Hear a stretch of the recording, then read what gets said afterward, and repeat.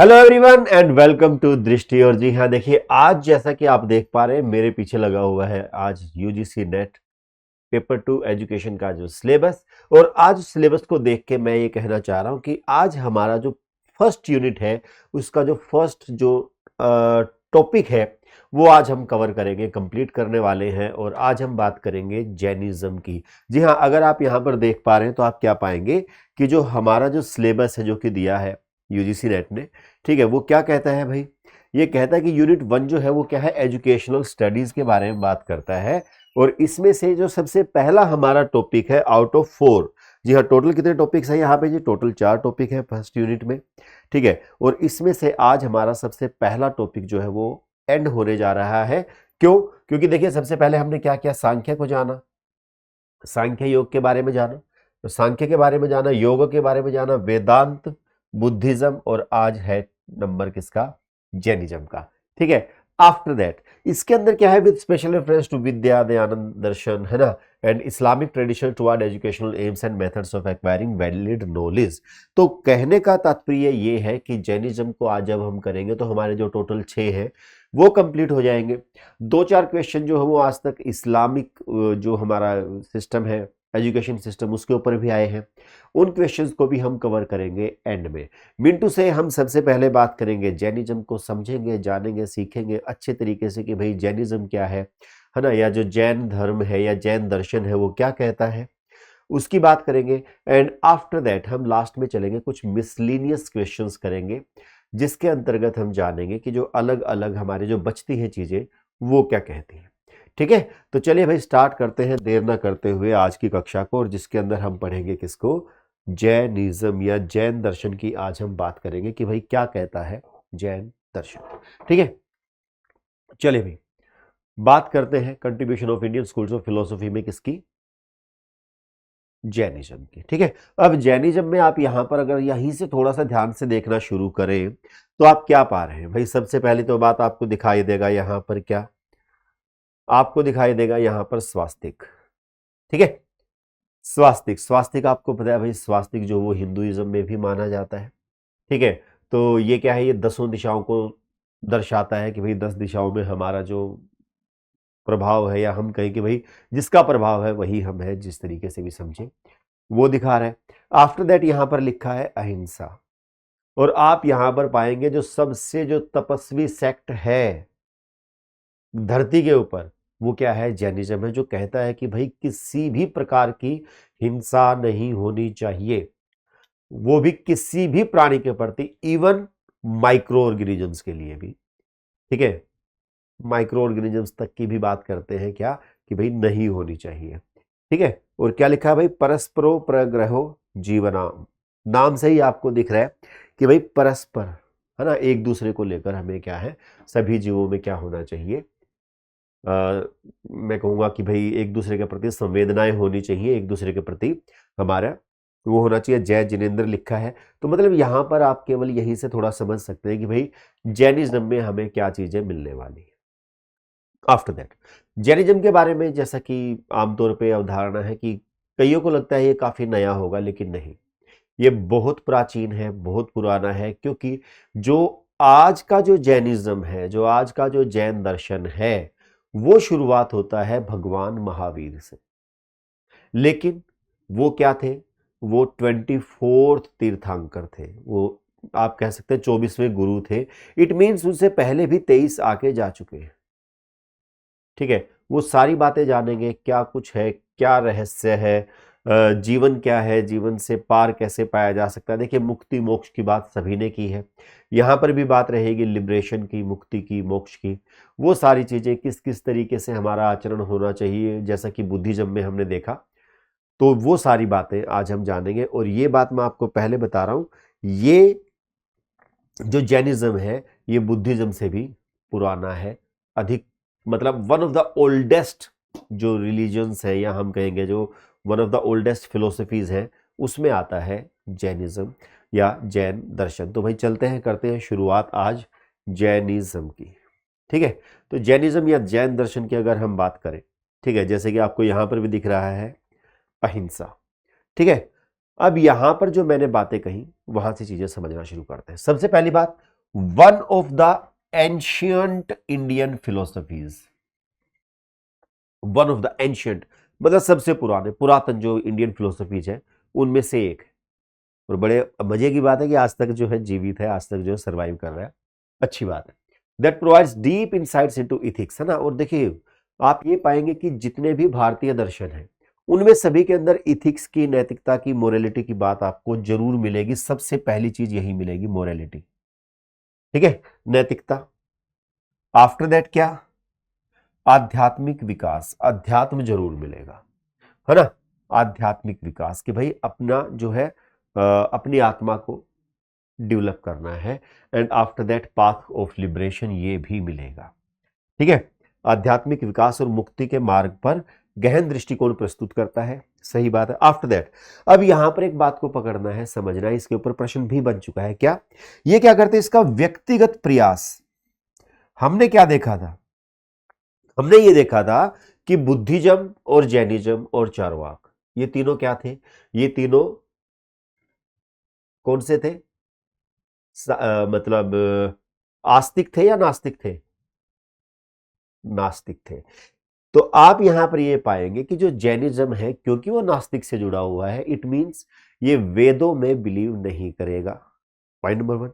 Point number two, जो भी नास्तिक होगा वो इंडिविजुअलिज्म की बात जरूर करेगा। और इंडिविजुअलिज्म में भी हमने ये देखा कि भाई जो हीनयान है वो इंडिविजुअलिज्म की बात कर रहा था, लेकिन वहीं पर महायान, ठीक है, और वज्रयान जो है, महायान परमात्मा की या किसी और की बात या टोटल ह्यूमन बींग्स की बात कर रहा है, ठीक है। वहीं पर जो वज्रयान है वो गुरु की बात कर रहा है ना। कल हमने ये बातें डिस्कस करी, लेकिन यहां पर केवल और केवल अपने ही इंडिविजुअलिज्म की ही बात होगी, व्यक्तिगत विकास पर बात होगी कि यदि हर व्यक्ति अपने आप को विकसित करे, इसके ऊपर कार्य करे, तो दुनिया अपने आप ही सही हो जाएगी। पॉइंट तो ये भी सही है, ठीक है। तो यहां पर समझते हैं व्यक्तिगत प्रयास, ये मैंने जानबूझ के हाईलाइट किया है, स्टार लगा देता हूं, काम की बात है, याद रखना है, प्रश्न बन चुका है। अहिंसा, अहिंसा में तो भाई इनका मुकाबला ही नहीं है। जैनिज्म का मुकाबला अहिंसा में कहीं से कहीं तक कोई कर ही नहीं सकता, ठीक है। और आत्म अनुशासन पर जोर इसे भारतीय आध्यात्मिक परंपरा में एक प्रमुख दर्शन बनाता है। भाई ये इनकी चीजें हैं, आत्म अनुशासन, अहिंसा और व्यक्तिगत प्रयास, ठीक है जी। यहां से आगे चलना शुरू करते हैं। चलिए जी, अब इसी से रिलेटेड एक प्रश्न आ गया आपके सामने, जल्दी से आंसर देंगे, क्या होगा, ठीक है। जैसे कि मैंने कहा, निम्नलिखित में से कौन सा दर्शन व्यक्तिवाद की ओर, व्यक्तिवाद की ओर सबसे अधिक झुका है। क्योंकि बुद्धिज्म में भी हमने देखा कि वो एक व्यक्ति से दूर चला जाता है, जैसे ही वज्रयान की बात आएगी, जैसे ही बात आएगी महायान की, ठीक है। लेकिन यहां पर ऐसा कुछ सीन है ही नहीं, ऐसा कुछ सेक्ट है ही नहीं। दैट्स वाई हम क्या कहेंगे, answer will be option number A, Jainism, ठीक है। ये प्रश्न बन चुका है भाई ऑलरेडी आपके एग्जाम में, ठीक है। तो आंसर क्या बनेगा, जैनिज्म। यहां तक बात सही है, ठीक है। चलिए जी, अब इसके बाद बात करते हैं कि भाई इसकी शुरुआत कहां से होती है। भाई जो जैनिज्म है या जो जैन धर्म है, उसका आरंभ कहां से होता है, उसकी शुरुआत कहां से होती है, आज बात करते हैं उसकी। तो भाई जैसा कि मैंने कहा कि भाई 24 तीर्थंकर कहे जाते हैं, 24 गुरु हम कह सकते हैं। जैसे भाई सिखिज्म में 10 गुरु माने गए हैं, ठीक है। तो इसी तरीके से हम ये कहेंगे, और 10वें गुरु कौन है, गुरु ग्रंथ साहिब, ठीक है। तो भाई 10 गुरु माने गए हैं, तो इसी तरीके से इसमें क्या है, 24 तीर्थंकर माने गए हैं। इनमें जो मेन, जो मुख्य जो नाम आते हैं वो आते हैं केवल दो के, एक जो सबसे पहले है जिन्होंने इसकी शुरुआत की, और एक जो सबसे अंतिम है जिन्होंने इसको मॉडर्न स्वरूप दिया, ठीक है जी। जिन्होंने इसको जो आज का जो एक, जो मैं कहूंगा कि भाई आधुनिक जो इसका जो स्वरूप है वो जिन्होंने दिया, वो आधुनिक स्वरूप किसने दिया, आधुनिक स्वरूप दिया भगवान महावीर ने, जिनको सबसे ज्यादा जाना जाता है। और अगर बात करें कि भाई प्री हिस्टोरिक, बहुत प्राचीन में यदि बात करें, जैसे कि मैंने कहा वन ऑफ द एंशियंट है, ये बहुत पुराना है, तो भाई यहां पर नाम आता है ऋषभ देव, ठीक है। तो भाई समझते हैं कि कहां से आया, कैसे आया, क्या सीन है। जैन दर्शन के बारे में बात करते हैं, ठीक है। जैसा कि मैंने कहा, दुनिया के सबसे पुराने धर्मों में से एक है जिसकी उत्पत्ति प्राग ऐतिहासिक भारत, इतिहास जो लिखना शुरू हुआ उससे भी पहले की बात चल रही है, समझ रहे हो, काफी पुराना है, बहुत पुराना है। ठीक है, और मैं पिक्चर दिखा देता हूं। ऑब्वियसली तस्वीर ही हो सकती है ना, फोटो तो हो नहीं सकता। ठीक है, इतना पुराना है। और ये किसकी है भाई, ये है हमारे ऋषभ देव, है ना, ऋषभ देव। ठीक है, तो भाई ये क्या है, जैन परंपरा के अनुसार जैन धर्म की स्थापना 24 तीर्थंकरों, जैसा कि मैंने कहा, आध्यात्मिक शिक्षक या गुरुओं के द्वारा एक श्रृंखला द्वारा की गई थी, जिनमें से पहले, जो सबसे पहले, वो कौन है, वो है ऋषभ देव। आपको ये नाम याद रखना है, कोई बहुत बड़ी बात नहीं, आपको हो सकता है पता भी। ठीक है, और टोटल कितने हैं, 24। अब आपको ये जानकर भी अच्छा लगेगा कि ये जो टोटल जितने हैं, या भाई यहां तक हमने जितना किया है, उससे भी एक प्रश्न बना है, और वो प्रश्न है आपके सामने ये। ठीक है जी, कब आया है, 2013 में। जैन परंपरा में सावंत तीर्थंकों की संख्या कितनी है, एंड योर आंसर इज 24। ठीक है, तो देखिए ऐसे ही हम धीरे धीरे ना प्रश्नों को करते जाएंगे, बिल्कुल भी आपको टेंशन नहीं होगी। Done, answer will be option number C, right. ठीक है, अब यदि चले हम यहां से आगे, ठीक है, तो बात करते हैं जो हमारे क्या है, हमने देखा भाई सबसे पहले कौन है, सबसे पहले हमारे ऋषभ देव, एंड द सबसे लास्ट एंड द मोस्ट, जो मैं कहूँगा मॉडर्न जो है ना, लास्ट जो हमारे तीर्थंकर हैं वो कौन से होंगे, वो होंगे भगवान महावीर। ठीक है, ये कौन है भाई, भगवान महावीर है, भगवान की उपाधि दी जाती है, भगवान महावीर कहा जाता है। ठीक है, तो ये सबसे हाल के तीर्थंकर कौन है भाई, महावीर, 6वीं शताब्दी ईसा पूर्व में रहते थे। आज से 2600 साल पहले की बात चल रही है। ठीक है, हाँ, आज से 2600 साल पहले की बात। आप समझ सकते हैं कि आज से 2600 साल पहले तो ये आधुनिक हो चुका है। ये जो धर्म है आज से 2600 साल पहले तो आधुनिक हो चुका है, तो कितना पुराना है ये। और आधुनिक जैन धर्म के संस्थापक, अगर आपसे कहा जाए कि भाई आधुनिक जैन धर्म के संस्थापक कौन, भगवान महावीर। और यदि कहा जाए कि जैन धर्म के संस्थापक कौन, तो ऋषभ देव। अंतर समझ में आ रहा है, जैन धर्म के संस्थापक ऋषभ देव, आधुनिक जैन धर्म के संस्थापक भगवान महावीर। ठीक है, याद रखना है आपको। ठीक है, चलिए अब चलते हैं थोड़ा सा आगे, समझते हैं थोड़ा सा और जानते हैं मेन टीचिंग्स ऑफ जैनिज्म, कि भाई जो जैन जो धर्म है उसकी मुख्य शिक्षाएं क्या हैं। अब आपको क्या लगता है कि भाई जो मुख्य मुख्य शिक्षाएं होंगी, आप ये जानेंगे कि भाई अभी जो हम बात करेंगे ना, वो हम पुराने जैन धर्म की बात नहीं करेंगे, वो जो आधुनिक है हम उसकी बात करेंगे। सीधी सी बात, 26 साल वाला आधुनिक है। ठीक है, तो हम तो भाई उसी के बारे में जानेंगे। और आप ये भी देख पा रहे हैं कि ये जिस जिस समय पर इसके अंदर एक रिवोल्यूशन हुआ, या मैं कहूँगा रिनेसांस आया, पुनर्जागरण आया, ठीक है, तो उस समय पर भारत में ही समकालीन ही लगभग लगभग क्या था, बुद्धिज्म भी इवोल्व हो रहा था। भगवान बुद्ध भी तो इसी समय के है ना, बुद्ध भी तो इसी समय के। तो आप क्या पाएंगे कि इनके अंदर काफी कुछ समानताएं हैं, या कोई भी अगर ऐसा कोई धर्म है, धर्म का मतलब ही होता है जो धारण करने योग्य है।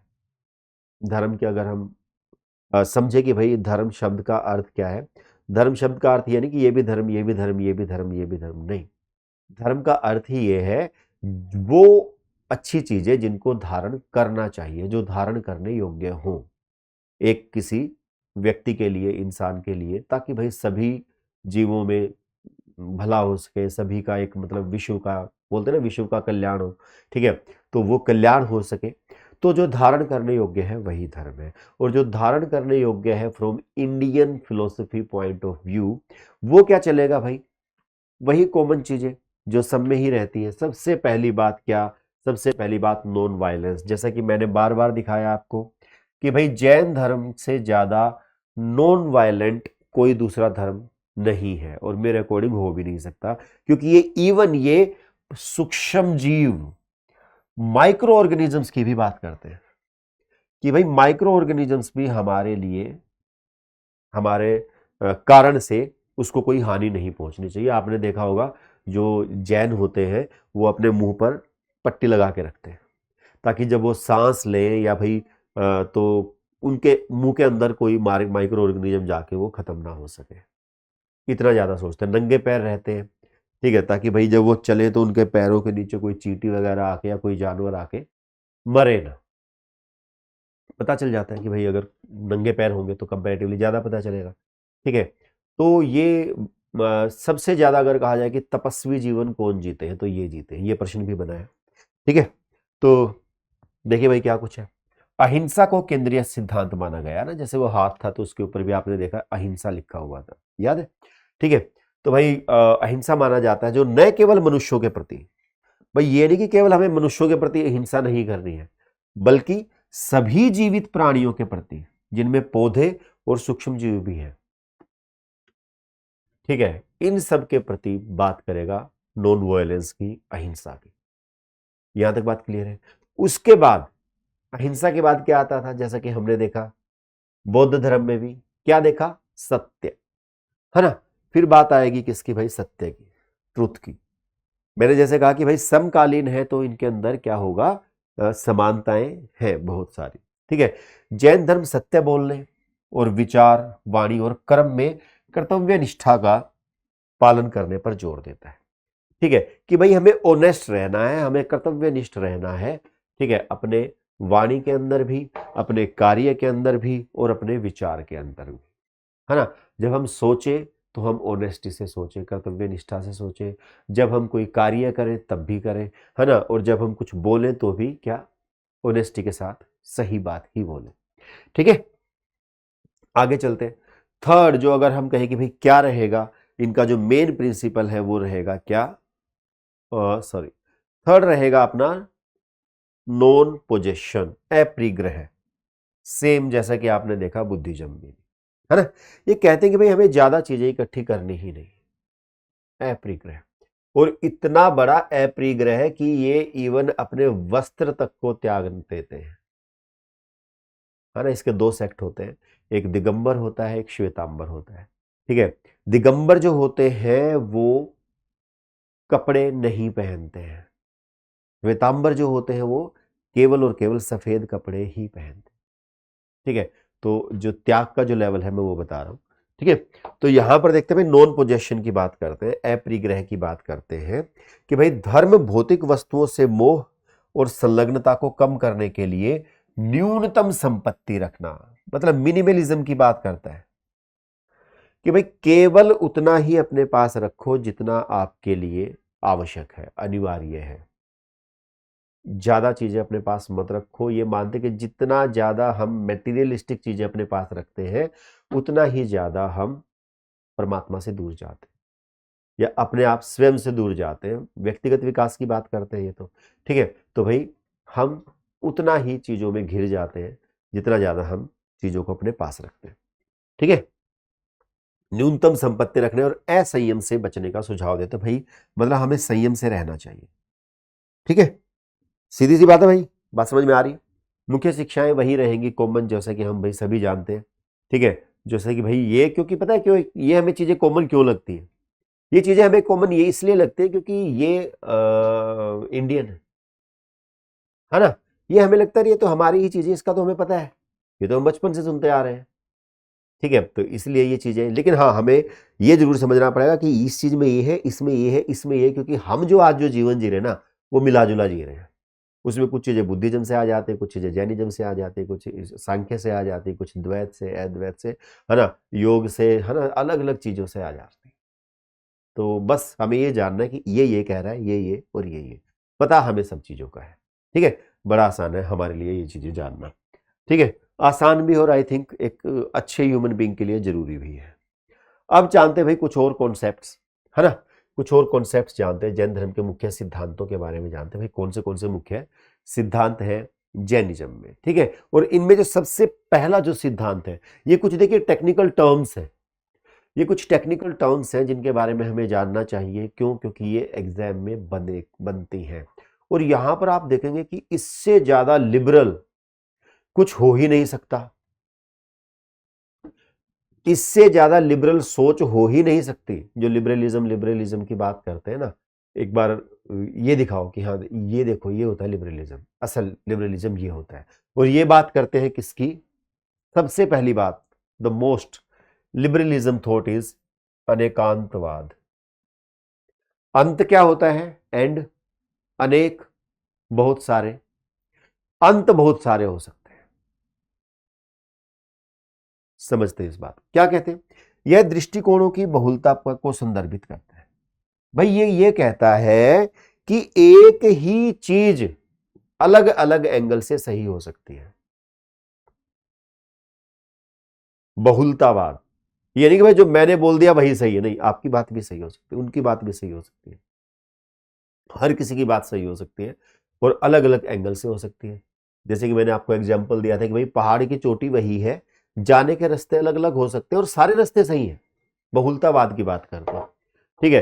तथा इस बात पर जोर देता है कि सत्य और वास्तविकता जटिल है तथा उनके अनेक पहलू हैं, अनेक पहलू हैं। आप ये नहीं कह सकते कि मेरी ही बात सत्य है, मेरी ही बात मानो। जहां पर ये बात आ गई वहां पर, वहीं पर तो लड़ाई है, यहां पर तो लड़ाई है ही नहीं। जैनिज्म आप देखेंगे कहीं पर कोई लड़ाई नहीं, ठीक है। तो भाई ये क्या है? अनेक पहलू है, क्योंकि मुद्दा ही क्या है? अनेकांतवाद, अनेक अंत हो सकते हैं, ठीक है। भाई एक जो होता है ना इक्लेक्टिक जो सोच होती है, भाई चलो आपकी बात भी सही है, आपकी बात भी सही है, आपकी बात भी सही है ना। जो लिबरल जो सोच होती है वो यही तो होती है ना, कि भाई ठीक है जिसकी जो बात सही है उसको हम मानेंगे, ठीक है। तो यही क्या है? अनेकांतवाद की बात करते हैं, ठीक है। याद रखना है अनेक अंत, है ना, अनेक अंतवाद, अनेकांतवाद। एक आता है स्यादवाद। स्यादवाद, स्यादवाद क्या कहता है? ठीक है, इसमें क्या है? बल देता है कि सत्य सापेक्ष और प्रासंगिक है। सत्य जो है ना वो रिलेटिव हो सकता है। आपके लिए एक चीज सत्य हो सकती है, मेरे लिए वही चीज असत्य हो सकती है। वहीं दूसरी ओर आपके लिए जो चीज असत्य है मेरे लिए सत्य हो सकती है। फॉर एग्जाम्पल, अगर मैं कहूं कि भाई मेरे मामा जी की बहन मेरी बहन नहीं है, एग्जैक्टली नहीं है, क्योंकि वो मेरी मां है ना। तो वो उनके लिए बहन है, वो सत्य है, और मेरे लिए मां है, वो सत्य है। मुद्दा क्या है? रिलेटिव होने। रिलेटिव मतलब कि भाई किसके सापेक्ष में चीज देखी जा रही है। अगर बेटे के संदर्भ में वही चीज देखी जाएगी तो मां कहलाएगी, भाई के संदर्भ में वही चीज देखी जाएगी तो बहन कहलाएगी, और नाना के संदर्भ में देखेंगे तो वही बेटी हो जाएगी, हाँ या ना। तो मुद्दे की बात यहां पर यह कि सापेक्षता से चीजें सत्य या असत्य होती है, ना कि कुछ भी इटर्नल है। सापेक्षता से चीजें, ठीक है। ये कहीं ना कहीं प्रेगमेटिज्म की तरफ भी जा रहा है, ठीक है। पढ़ेंगे आगे प्रेगमेटिज्म के बारे में भी, ठीक है, फिलोसफी में जब वेस्टर्न फिलोसफी की बात करेंगे। लेकिन यहां पर आप देख पा रहे हैं कि भाई ये सशर्त या योग्य कथन है ना, द थ्योरी ऑफ कंडीशनल और क्वालिफाइड असर्शन, है ना, emphasizing the truth is relative and contextual. भाई कंटेक्स्ट के हिसाब से होता है ट्रूथ। जैसे आज से यदि 100 साल पहले पूछा जाता कि सबसे तेज चलने वाली चीज कौन सी है, मान लो 100 तो पता नहीं मुझे, 1000 साल पहले पूछा जाता कि सबसे तेज चलने वाली चीज कौन सी है, तो कोई कह सकता था जी घोड़ा। सबसे तेज अगर आपको कहीं पे पहुंचना है तो कैसे पहुंचोगे? घोड़े पे। क्या आज भी यही है? नहीं, आज तो ऐसा नहीं है। तो क्या वो सत्य नहीं था? सत्य था, उनके अकॉर्डिंग वो सत्य था, उनके कॉन्टेक्स्ट में वो सत्य था, उनकी परिस्थितियों के अकॉर्डिंग वो सत्य था। आज जो सत्य है कल को वो असत्य हो जाएगा, सबसे तेज कुछ और आ जाएगा। आप समझ रहे हो ना। तो कहने का तात्पर्य ये है कि भाई सत्य जो है वो सापेक्ष और प्रासंगिक होता है। इसको क्या बोलते हैं? स्यादवाद। स्यादवाद, स्यादवाद। अनेकांतवाद कि अलग अलग एंगल हो सकते हैं और सारे ही सही हो सकते हैं। स्यादवाद क्या कहता है कि ये क्या चीजें ये रिलेटिव होती, है ना, ये सापेक्षता से होती। सापेक्षता से स्यादवाद को रिलेट कर लेना कि भाई आपके अकॉर्डिंग एक चीज ऐसे सही हो सकती है, मेरे अकॉर्डिंग वही चीज दूसरे एंगल से सही हो सकती है। आप समझ सकते हैं, ठीक है। तो भाई कोई आवश्यक नहीं कि भाई जो मेरी सोच है वही आपकी सोच भी हो, नहीं, कोई ये जरूरी नहीं। This is Syadvada. After that इसमें क्या आता है? आफ्टर दैट जीव एंड अजीव, ठीक है। जीव आपको पता है भाई, जीव क्या होता है? जिसके अंदर जीवन होता है। और अजीव क्या होता है? जिसके अंदर जीवन नहीं होता है, जिसको हम निर्जीव भी बोल देते हैं, ठीक है। वही बात करें, जीव का अर्थ है जीवित आत्मा। ध्यान से देखिए, जीवित आत्मा, आप अगर थोड़ा सा ध्यान से देखेंगे ना तो ये सभी हिंदुइज्म ही है चीजें, ठीक है, बस नाम अलग अलग रखे, ठीक है, क्योंकि आत्मा में बिलीव हिंदुइज्म में होता है, वही बुद्धिज्म में, वही आपका यहाँ पर भी आ गया किसमें, जैनिज्म में, ठीक है। जबकि अजीव का अर्थ क्या है, अजीव वही है जो निर्जीव है ना। तो भाई, और ये दोनों ही क्या है, अलग अलग है, और दोनों ही शाश्वत है, दोनों ही अलग अलग भी हैं और दोनों ही शाश्वत भी हैं। हम पता है क्या मानते हैं, हम ये मानते हैं कि भाई जो जीव है वो नश्वर है, जो अजीव है या जो निर्जीव है वो शाश्वत है। जैसे बोलते हैं ना कि भाई घर है ये, है ना, क्या घर क्या अपने साथ में लेके जाओगे, पैसा साथ में लेके जाओगे? इट मीन्स कि आप खत्म हो जाओगे, पैसा नहीं होगा, आप खत्म हो जाओगे, घर नहीं होगा। जबकि ये क्या मानते हैं कि भाई दोनों ही शाश्वत है। क्यों? क्योंकि आत्मा जो है भाई, हमारी आत्मा तो रहेगी, ठीक है। तो इसकी बात करते हैं, पुनर्जन्म में भी विश्वास रखते हैं, ठीक है, ये पुनर्जन्म में भी विश्वास रखते हैं, ठीक है। तो आगे चलते हैं भाई। उसके बाद क्या आता है? उसके बाद आता है नय। याद रखना इसको भाई, काम की चीज है। नय क्या होता है? ठीक है, अनेकांतवाद, अलग अलग तरीके याद रख लेना, पहाड़ की चोटी पे पहुंचने के रास्ते सबके सही है, कोई दिक्कत नहीं है, ठीक है। स्यादवाद, सापेक्षता से याद रखना कि भाई आपके रिलेटिव ये ठीक हो सकता है, मेरे उसके अकॉर्डिंग ये चीज ठीक हो सकती है, ठीक है। आगे चलते हैं। न्याय क्या है? न्याय है समग्र समझ प्राप्त करने के लिए वास्तविकता को विभिन्न दृष्टिकोणों से देखना। यदि आप किसी चीज को पूर्ण रूप से जानना चाहते हो कि सत्य क्या है, तो जैसा कि मैंने कहा ना, क्योंकि अनेकांतवाद है, तो आपको हर एंड से उसको देखना चाहिए ताकि आप एक फाइनल कंक्लूजन पर आ सकें। तो ये एक प्रोसेस है, ठीक है, ये क्या है? एक प्रोसेस है जिसके अंतर्गत हम अलग अलग अनेकांतवाद को भी इंक्लूड करेंगे, स्यादवाद को भी इंक्लूड करेंगे, और फिर नया, नया मतलब नयन से रिलेट कर लो भाई, देखना, ठीक है, कि भाई हमें क्या है, चीजों को जब भी किसी फाइनल कंक्लूजन पे आए, जब भी हमें किसी फाइनल कंक्लूजन पे आना हो, तो हमें हर एंगल से चीज को देखना चाहिए। केवल अपने व्यू पॉइंट से देखकर हमें कोई भी आंसर नहीं देना चाहिए, हर एंगल से देखना चाहिए। उसको क्या बोलेंगे? नया, ठीक है। ये क्योंकि टर्म्स है, एग्जाम में बन चुकी हैं, इसलिए मैं इनके ऊपर थोड़ा सा ज्यादा टाइम दे रहा हूं ताकि आप इनको अच्छे तरीके से समझ पाए, ठीक है। और लास्ट जो आता है, जो मैं आपको बताना चाहता हूं, जो एग्जाम पॉइंट ऑफ व्यू से इंपॉर्टेंट है, इट इज संवर। संवर, अब ये संवर क्या है भाई? संवर का अर्थ है रुकावट, रोकना। देखते हैं क्या है, ठीक है। संवर का अर्थ सही विश्वास, ज्ञान और आचरण के माध्यम से कर्म पदार्थ के प्रवाह को रोकना है। मैंने कहा ना, रुकावट होना, रोकना, ठीक है। जैसे कि आपको पता है कि भाई कर्म पदार्थ का प्रवाह क्या है? कर्म पदार्थ का प्रवाह क्या है कि भाई हमारे जो कर्म होते हैं उसका, हम उसके चक्कर में फंसे रहते हैं, है ना। कर्म का फेरा, कर्म का सिद्धांत यहां पर भी है, ठीक है, कर्म का सिद्धांत यहां पर भी है। तो ये यही कहते हैं कि भाई कर्म का प्रवाह चलता रहता है, परंतु यदि हम सही विश्वास, सही विश्वास इन द सेंस हम क्या कहेंगे भाई? राइट फेथ, याद रखना आपको, right faith, right knowledge and right conduct, इनको बोलते हैं त्रिरत्न। इसके बारे में भी मैं बताऊंगा, याद रखना। फिलहाल इन त्रिरत्नों के द्वारा हम इसको रोक सकते हैं। किसको? कर्म के प्रवाह को रोक सकते हैं, और उस रोकने को ही हम क्या बोलते हैं? सवर। उस रोकने को, या जैसे कि ना स्टॉपेज को, उस स्टॉपेज को, उस स्टॉप करने को क्या बोलेंगे? संवर, है ना। ये मान लो कि जीवन संवर गया, इस तरीके से याद रख लो कि भाई यदि आपने ये काम कर दिया ना तो आपका जीवन संवर गया। त्रिरत्न अगर कर दिए तो आपका जीवन संवर जाएगा। संवरने का मतलब क्या? मोक्ष की प्राप्ति होगी भाई, सीधी सी बात है।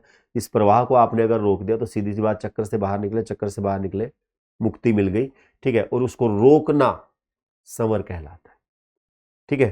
त्रिरत्न कौन से हैं आएंगे अभी आगे, फिलहाल इससे रिलेटेड करते हैं एक प्रश्न, ठीक है। तो जल्दी से देंगे भाई, आंसर क्या रहेगा यहां पे?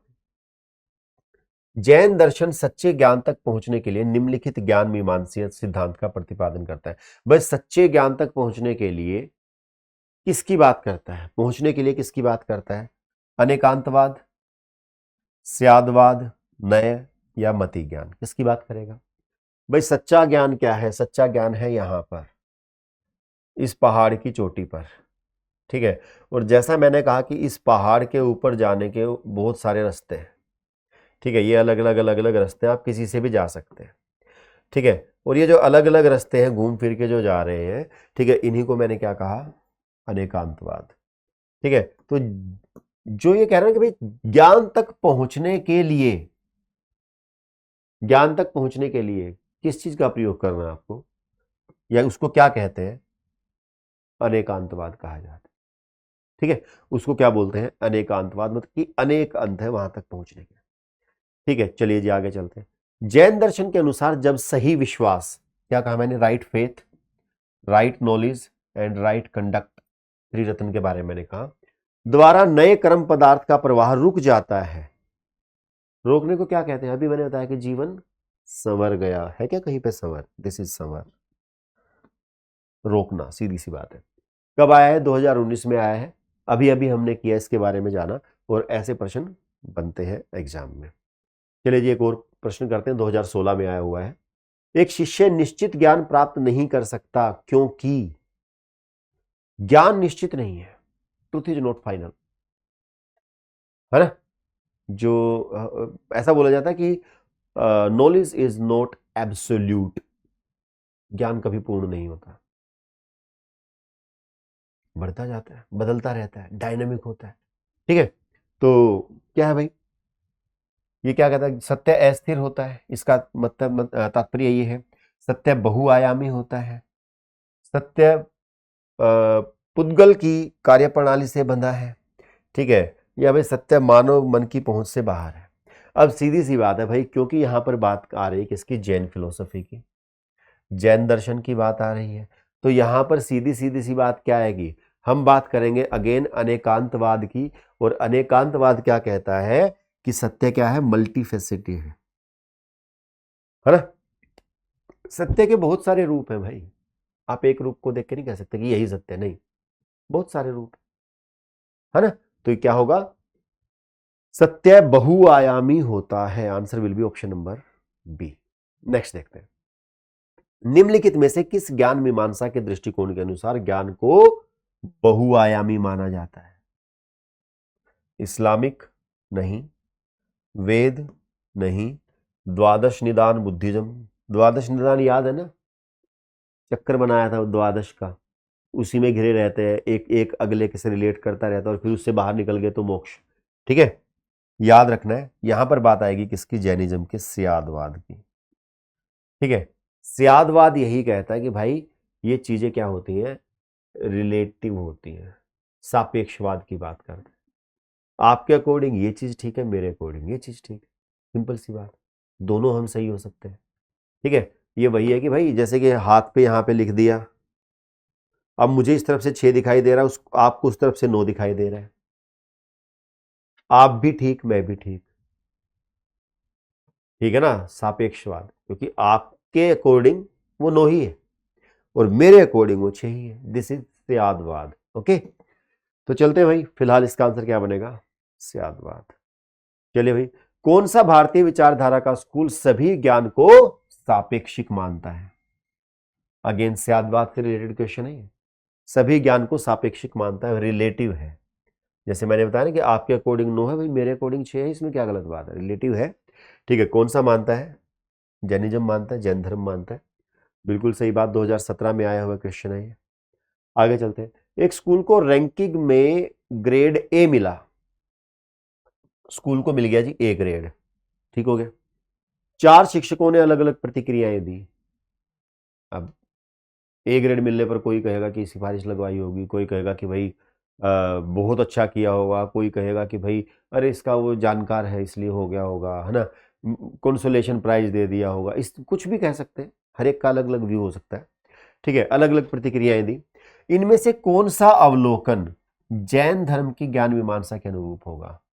आप कैसे बताएंगे कि भाई ये जो टीचर बोल रहे हैं ना, अध्यापक जो बोल रहे हैं इस ए ग्रेड के बारे में, वो ज्ञान जैन दर्शन की फिलोसफी के अकॉर्डिंग, या जैन दर्शन के अनुसार है। ठीक है, देख लेते हैं भाई कौन सा है। यह सब भगवान की योजना थी, ऐसी बात जैन धर्म में नहीं की जाएगी। ठीक है, क्योंकि इंडिविजुअल उत्थान की बात करते हैं, ऐसी बात नहीं करते हैं। अगेन याद दिलाता हूं, नास्तिक। ठीक है, बुद्धिज्म, जैनिज्म, चारवाक नास्तिक है, गलत हो गया। आगे चलते, यह हमारे पर्यावरणीय जागरूकता का स्वाभाविक परिणाम था। नहीं नहीं, पर्यावरणीय जागरूक ये इतनी छोटी बात नहीं कहेंगे। ठीक है, यह घटना मेरे और तुम्हारे भीतर की पूर्णता की अभिव्यक्ति है, फुलफिलमेंट। मेरे और तुम्हारे भीतर की पूर्णता की अभिव्यक्ति है। नहीं, ये बुद्धिज्म कह सकता है, जैनिज्म इस बात को नहीं कहेगा, क्योंकि वो इंडिविजुअलिज्म की बात ही करेगा, दूसरे की बात ही नहीं करेगा। आगे करते, इसके कई कारण हो सकते हैं, मल्टीफेसेटेड दिखाई दे रहा है। मैं निश्चित नहीं हो सकता भाई, कई कारण हो सकते हैं इसके, ए ग्रेड मिलने के कई चीजें हो सकती हैं। भाई एक बच्चा क्लास में फर्स्ट आया, अब हर आदमी ये कहेगा भाई ये बेस्ट था तो फर्स्ट आया, लेकिन जैन फिलोसफी इस चीज को नहीं मानती है। वो यही कहती है कि भाई फर्स्ट आने के पीछे कई कारण हो सकते हैं। हो सकता है जो इससे ज्यादा इंटेलिजेंट था वो एग्जाम ना दे पाया हो, उसके सिर में दर्द हो गया, उसको बुखार, कुछ भी, किसी भी कारण से ना दे पाया, छोटी सी बात के पीछे हो सकता है इसकी हेल्प हो गई हो, तब फर्स्ट आया। समझ रहे हो, मल्टी फैसेटेड मतलब खुला दरबार है, जितने भी आप ऑप्शंस ला सकते हैं ला सकते हैं। यहाँ पे अनेकांतवाद यही कहता है। ठीक है, तो भाई आंसर क्या होगा, ऑप्शन नंबर डी। ठीक है, answer will be option number D. चलते हैं भाई आगे, अब थोड़ा समझते हैं। ठीक है, कॉन्सेप्ट ऑफ कर्म, है ना भाई। देखिए कर्म का सिद्धांत हमने हर जगह पे देखा है अभी तक। ठीक है, कि भाई जो कर्म का सिद्धांत है वो कैसे कार्य करता है, और कर्म के सिद्धांत का हमसे बेहतर तो कोई जानता है नहीं।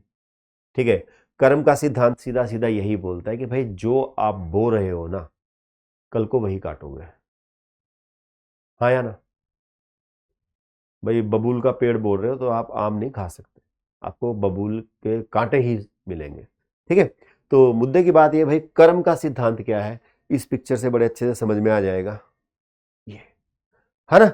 कैसे भाई, आपने आपने तो इसको हाथ लगाया था, लेकिन कुछ देर के बाद में ऐसे गिरता गिरता यही आपके ऊपर आकर गिरेगा। कर्म का सिद्धांत यही कहता है, कर्म का सिद्धांत तो यही कहता है ना। ठीक है, तो चलते हैं भाई। अब ये कर्म के सिद्धांत को ही मानते हैं, है ना। जैन धर्म में कर्म को एक भौतिक पदार्थ के रूप में देखा जाता है। ठीक है, जिसे जो किसी के कर्मों, विचारों और शब्दों के आधार पर आत्मा से जुड़ता है।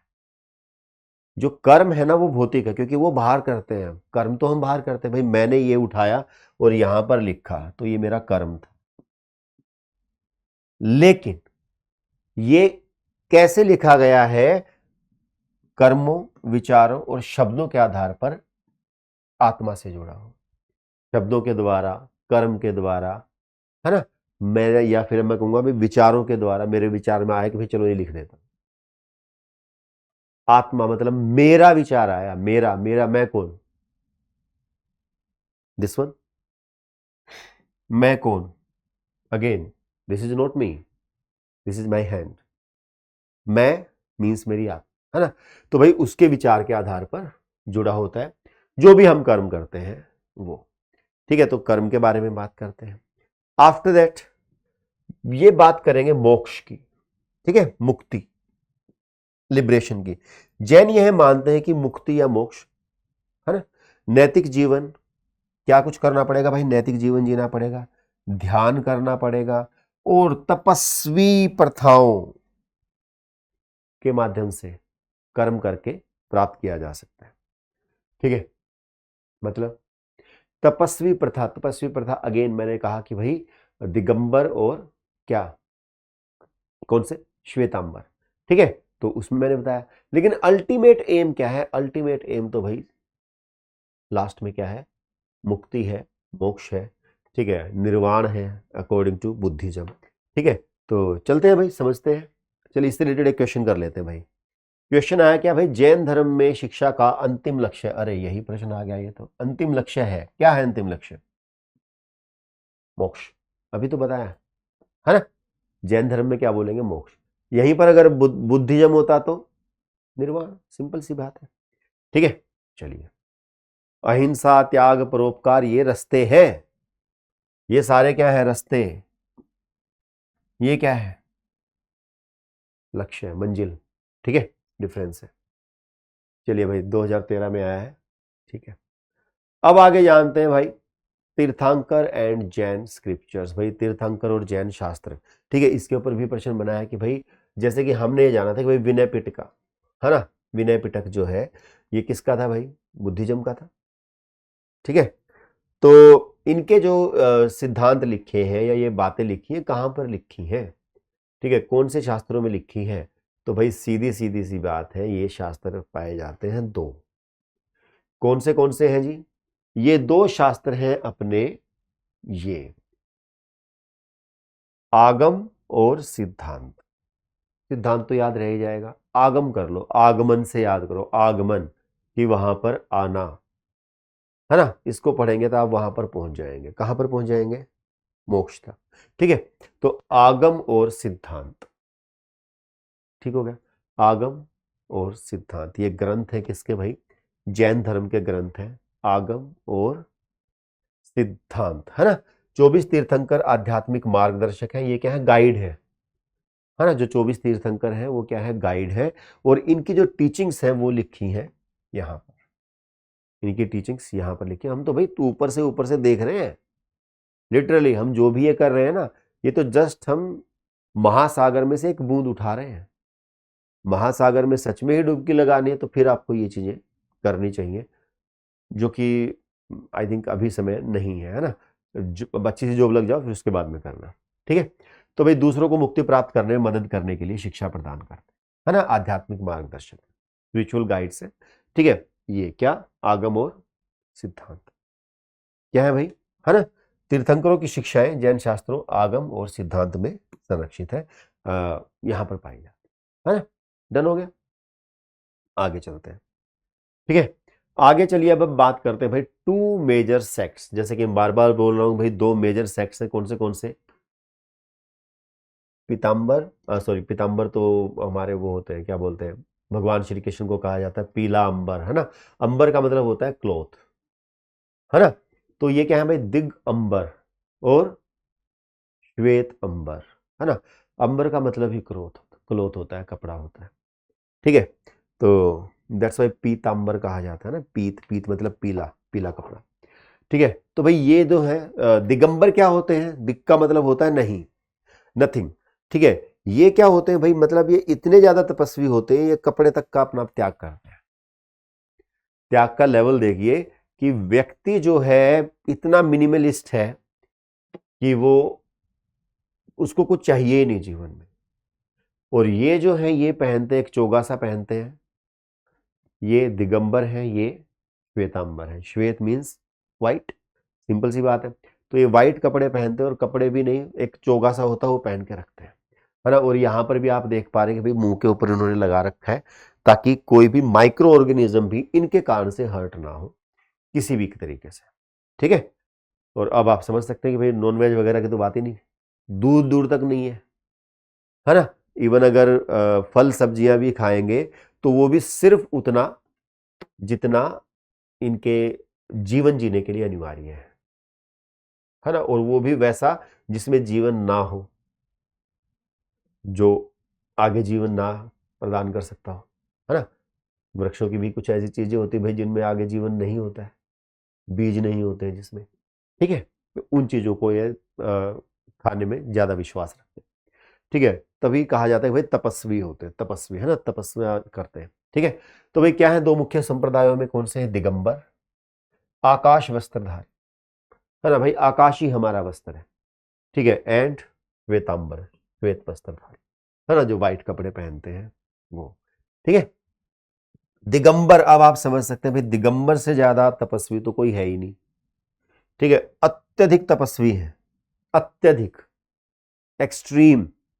ठीक है, और भाई वहीं पर जो है श्वेतांबर जो होते हैं वो क्या होते हैं, कंपैरेटिवली कम, है ना, मध्यम तपस्वी होते हैं, है ना। रोब्स पहनते हैं, व्हाइट रोब्स पहनते हैं, और ये क्या होते हैं, मध्यम तपस्वी होते हैं। मध्यम तपस्वी मतलब बहुत ये भी नहीं कि भाई हमारे जैसे हो, ठीक है, कि भाई नए नए फैशनेबल कपड़े चाहिए, ठीक है, और ऐसे भी नहीं है कि भाई बिल्कुल ही कुछ चाहिए ही नहीं, ऐसे भी नहीं है, ठीक है। तो चलते हैं भाई, इसी के ऊपर एक प्रश्न कर लेते हैं फटाफट से। क्या है भाई, भारतीय दर्शन शास्त्र का सबसे तपस्वी विद्यालय, विद्यालय यहाँ पर स्कूल को लिखा हालांकि नहीं है, दर्शन होना चाहिए था या शाखा होनी चाहिए थी, ठीक है। तो भाई कौन सा है, अगेन इससे ज्यादा तपस्वी तो कुछ हो ही नहीं सकता, दैट इज जैनिज्म, है ना, मोस्ट एस्थेटिक स्कूल जैनिज्म। चलिए भाई, अब बात करते हैं इथिकल प्रैक्टिसेस इन जैनिज्म। देखिए मैं साथ के साथ आपके लिए प्रश्न लेके आता हूं, इसीलिए लेके आता हूं ताकि आपको ये समझ में आता रहे कि भाई ये जो हम चीजें कर रहे हैं ना, ये आपके एग्जामिनेशन को ध्यान में रखकर ही कर रहे हैं, ठीक है। अगर वैसे करेंगे तो फिर आपको लगेगा कि ये भाई कुछ ज्यादा नहीं हो गया, लेकिन आपने देखा कि हम केवल उतना कर रहे हैं जो आपके एग्जामिनेशन के लिए आवश्यक है, ठीक है। तो बिल्कुल आपको किसी भी चीज को हल्के में नहीं लेना, किसी भी चीज को छोड़ के नहीं चलना है, हर चीज आपको टिप्स पे होनी चाहिए। इसको डेली जो है दोहराते रहो, लिखते रहो, करते रहो, ठीक है। चलिए भाई, इथिकल प्रैक्टिसेस इन जैनिज्म की बात करते हैं, नैतिक प्रथाओं की बात करते हैं जैनिज्म में। अब भाई जैनिज्म जो है, आपने आपने देखा बुद्धिज्म के अंदर क्या थे भाई, अष्टांगिक मार्ग की हमने बात, यहाँ पर 5 नैतिक प्रथाओं की बात चल, 5 की, केवल 5 की, 5 कर लो भाई वही सब कुछ है। लेकिन आपको पता है ये तपस्वी है भाई, इनके 5 भी बहुत भारी पड़ने वाले हैं, ठीक है। तो 5 भारी कौन से हैं यहाँ पर एक बार देख लेते हैं भाई। सबसे पहली बात तो भाई अहिंसा तो सबसे पहले आएगी ही आएगी, है ना, अहिंसा तो सबसे पहले आनी ही आनी है। और यहां पर बात मनुष्य की नहीं आती, यहां पर बात हमेशा प्राणी की आती है, किसी भी जीवित प्राणी को हानि नहीं पहुंचानी, डन होगी बात, ठीक है। आफ्टर दैट क्या आएगा भाई, ट्रूथफुलनेस, जो हमने अभी देखा, सत्य की बात आएगी ही आएगी, हमेशा सत्य बोलना है, सदा सत्य बोलना है, ठीक है। ये सत्य अहिंसा जो गांधी जी वाला आप देख पा रहे हैं कि यहां से ही चल रहा है ये चीजें, ठीक है। नॉन स्टीलिंग अस्तेय, यहां तक आपको याद आ रहा होगा कि यहां तक तो बुद्धिज्म भी बोल रहा है ना। नॉन स्टीलिंग भाई, जो चीजें जो है ना चुरानी नहीं है, और चोरी से मतलब यहां पर क्या है, कुछ भी ऐसा ना ले जो स्वेच्छा से ना दिया गया हो। अगर मतलब इसके अंदर आप भिक्षा को भी इंक्लूड कर सकते हैं, है ना। आजकल जो मतलब जो भीख मांगते हैं वो भी बदमाशी टाइप में मांगने लग जाते हैं कई बार, नहीं देखा, है ना। मैंने देखा, ठीक है, कि भाई मैं गाड़ी लेके खड़ा हूँ, ठीक है, सामने एक और गाड़ी वाला है, ठीक है, और एक आता है मतलब बढ़िया, अच्छा लंबा तगड़ा, ठीक है, जैसे ये होते हैं नशेड़ी टाइप के जो नशा वगैरह करते हैं, मैं उनकी बात कर रहा हूँ, ठीक है, क्योंकि उनको पैसा चाहिए होता है किसी भी तरीके से, ठीक है। और वो अपनी शर्ट ही उतार रखी उसने, ठीक है, अपनी कहाँ से कपड़ा लाए, उसको तो भाई नशा करने के लिए पैसा चाहिए, बहाना चाहिए, ठीक है। उसने देखा कि भाई कोई है क्या ऐसा सा गाड़ी वाला जिसके ऊपर मैं अपने दोस्त जमा सकूँ, ठीक है, रेड लाइट के ऊपर, ठीक है, और उसने भाई उतारी शर्ट और लग गया। कितना साफ करते हैं, क्या साफ करते हैं आपको ही पता होगा, है ना। लगभग लगभग गाड़ी का जो शीशा है उसको आधा सा साफ किया, 2-4 बार ऐसे किया, पैसे, ठीक है। अब वो जो था आदमी, वो उसकी तरफ देख रहा, या इतना हट्टा कट्टा आदमी होकर है क्या ये काम कर रहा है ना।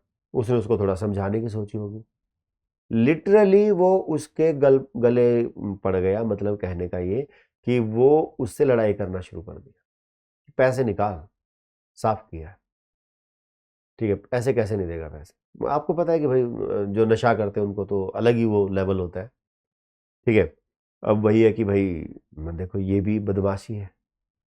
अभी किसने कहा था तुझे साफ करने के लिए, और अगर साफ ही करवानी होगी तो भाई हम अच्छे से साफ करवाएंगे कहीं पे, है ना। मतलब कहने का मुद्दा ये है कि स्वेच्छा से नाच जो दिया जाए, अब उसका देने का मन नहीं है, अगर वो मान लो उसको दे भी देता है, लेकिन स्वेच्छा नहीं थी ना, स्टीलिंग तो बहुत बड़ी बात होगी, ठीक है। तो यहां पर इतना भी है कि यदि कोई चीज आपसे स्वेच्छा से, अपनी मर्जी से, अपनी इच्छा से कोई आपको नहीं दे रहा है तो आप उसको ना लें, ठीक है।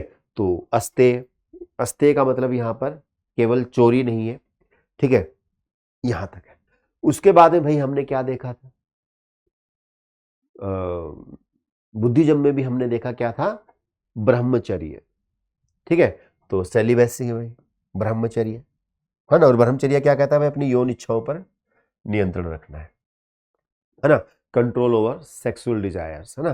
जो सेक्सुअल डिजायर्स होते हैं उनके ऊपर हमें क्या रखना है, कंट्रोल रखना है। And the last one is non possession. ये तो अब आप समझ सकते हैं, अपरिग्रह। अपरिग्रह मतलब कि कुछ भी अपने लिए हमें मटेरियलिस्टिक चीज नहीं रखनी है, और इतना ज्यादा वो कुछ भी हो जाता है कि उसके अंदर वस्त्र तक गायब हो जाते हैं, है ना। भौतिक संपत्ति से मोह नहीं रखना है, भौतिक संपत्ति से मोह नहीं रखना चाहिए। ये क्या कहलाते हैं, हमारा अपरिग्रह। अपरिग्रह मतलब किसी भी चीज से हमें मोह नहीं रखना, ठीक है।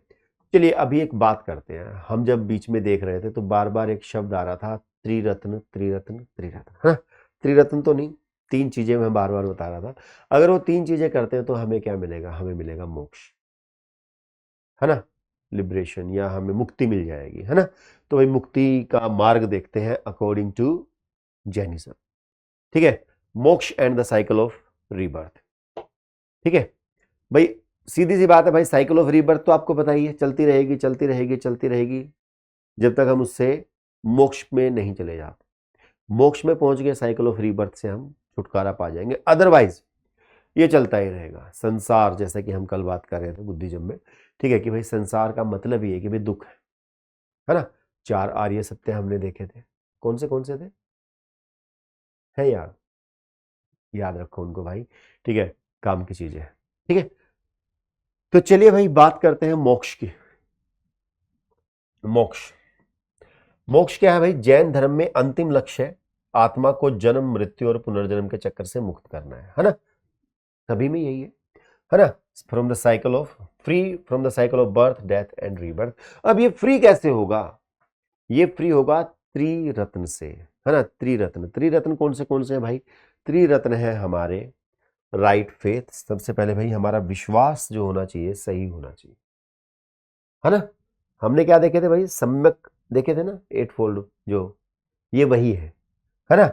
Right knowledge and right conduct, ठीक है जी। सही हमारा विश्वास होना चाहिए, सम्यक विश्वास होना चाहिए, सम्यक ज्ञान होना चाहिए, और सम्यक हमारा आचरण, कंडक्ट भी हमारा राइट होना चाहिए, ठीक है। तो ये है क्या, हमारे त्रिरत्न। चलिए एक प्रश्न करते हैं इससे रिलेटेड, बताएंगे भाई। जैन जीवन पद्धति के बारे में निम्नलिखित में से कौन सा स्रोत सामग्री भाई, which of the following is the source material about the Jain way of life. भाई क्या धम्मपदा, धम्मपद जो है क्या जैन से रिलेटेड है, नहीं। कर्मकांड जैनिज्म में है, नहीं। त्रिपिटक जैनिज्म में है, नहीं। त्रिरत्न है, हाँ जी है, अभी हमने देखा। Right faith, right knowledge and right conduct, ये क्या है, त्रिरत्न है, जो कि किसके अंदर है, जैन दर्शन में, ठीक है जी। उसके बाद आगे चलते हैं भाई। अब अगर हम बात करें कि भाई जो एक होता है लोक, एक होता है परलोक, उसके बारे में क्या कहता है, मेटाफिजिक्स के बारे में क्या कहता है जैनिज्म, या जैन धर्म क्या बात करता है मेटाफिजिक्स के बारे में, एक बार देख लेते हैं भाई, ठीक है। फिलोसफी ऑफ जैनिज्म क्या कहती है, ये कहती है कि भाई आत्मा और ब्रह्मांड, आत्मा और ब्रह्मांड, है ना, ब्रह्मांड का मतलब होल यूनिवर्स, ठीक है, कि शाश्वत अस्तित्व पर विश्वास किया जाता है। शाश्वत मतलब इटरनल है ये, आत्मा भी और वो भी। मैंने कहा ना कि भाई लिविंग और नॉन लिविंग दोनों ही इटरनल है, दोनों ही शाश्वत है, ठीक है। आत्मा को शाश्वत और अविनाशी माना जाता है, जबकि कर्म और भौतिक संस्कार अस्थायी है। अब यहाँ पे अस्थायी एक अलग, देखो हम उल्टा सोचते हैं, हम क्या सोचते हैं, हम ये सोचते हैं कि भाई क्या घर को अपने साथ लेके जाओगे, जबकि उल्टा है, जो घर है वो अस्थायी है, हमारी जो आत्मा है, जो हम है, वो शाश्वत है अकॉर्डिंग टू जैनिज्म, है ना। हम बल्कि उल्टा सोचते हैं, अरे घर यहीं रह जाएगा भाई, पैसे यहीं रह जाएंगे, गाड़ी यहीं रह जाएगी, तू चला जाएगा, जबकि उल्टा है। हम नहीं जाते हैं, बाकी सब चीजें चली जाती, अस्थायी है ना। तो यहां पर यही कहा जाता है कि भाई इम्परमानेंट है, ये परमानेंट नहीं है।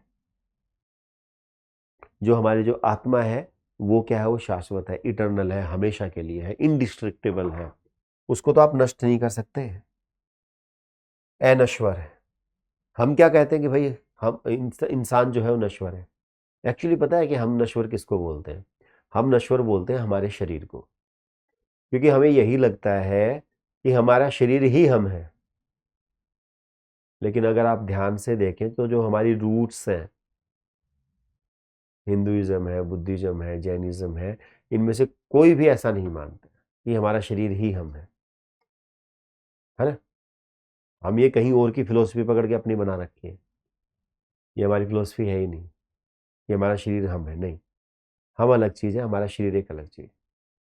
हमारा शरीर डिस्ट्रिक्टेबल है, एग्रीड। मेरा हाथ जो है वो डिस्ट्रिक्टेबल है, मेरा सिर जो है वो डिस्ट्रिक्टेबल है, लेकिन मैं नहीं, आत्मा नहीं है। इनके अकॉर्डिंग, मैं इतना ब्रह्म ज्ञान की प्राप्ति नहीं हुई है, लेकिन जो लिखा है मैं जस्ट वो बता रहा हूं, ठीक है। आगे चलते हैं। अब आती भाई 5 stages of hierarchy of knowledge, है ना। ज्ञान जो है वो कैसे होता है और कहां से होता है? हायरार्की में। हायरार्की क्या होता है भाई? बढ़ते क्रम से, ठीक है। और कितनी स्टेजेस है? 5 स्टेजेस। जैसे कि भाई 5 स्टेजेस किसने दी? अब्राहम मैस्लो ने दी, मैंने कल भी जिक्र किया था। क्यों? क्योंकि मैं रिलेट करना चाहता हूँ चीजों को, है ना, ताकि आप रिलेट कर पाए, ठीक है। तो इन्होंने भी भाई 5 प्रकार के क्या दिए हैं अपने स्टेजेस दी हैं, हायरार्की ऑफ नॉलेज दी है, कि भाई 5 प्रकार का ज्ञान होता है, ठीक है। शुरुआत कहाँ से होगी? आपको क्या लगता है ज्ञान की शुरुआत कहाँ से होगी? अगर आपने जीन पियाजे पढ़ा है और याद है तो आपको पता होगा कि ज्ञान की शुरुआत कहाँ से होती है। जीन पियाजे बोलते हैं सेंसरी मोटर स्टेज, मतलब हमारी सेंसेस से। और जीन पियाजे अंत तक थोड़ी पहुंच सकता है ना। जीन पियाजे और जैनिज्म में तो बड़ा भारी अंतर है, ठीक है।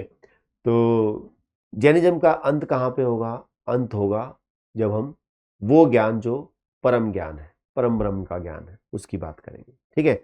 नाम उसका अलग है, देख लेंगे, वो कोई इशू नहीं है। लेकिन स्टेजेज है, शुरुआत कहाँ से होगी? सेंसरी से। सेंसरी मतलब जो हमारे इंद्रियों का ज्ञान है, वहां से स्टार्ट होगा, ठीक है। तो चलते हैं भाई, स्टार्ट करते हैं अलग अलग ज्ञान। 5 स्टेजेज रहेंगी किसकी? ज्ञान की, ठीक है। ये एक पिरामिड के जैसे बनाया है मैंने, ठीक है। तो इसमें क्या रहेगा भाई? सबसे पहला आएगा अपना मति ज्ञान। अभी आप कहेंगे जी आप तो इंद्रिय कह रहे हैं, हाँ, इंद्रियों से ही मति आती, मति बुद्धि, है ना।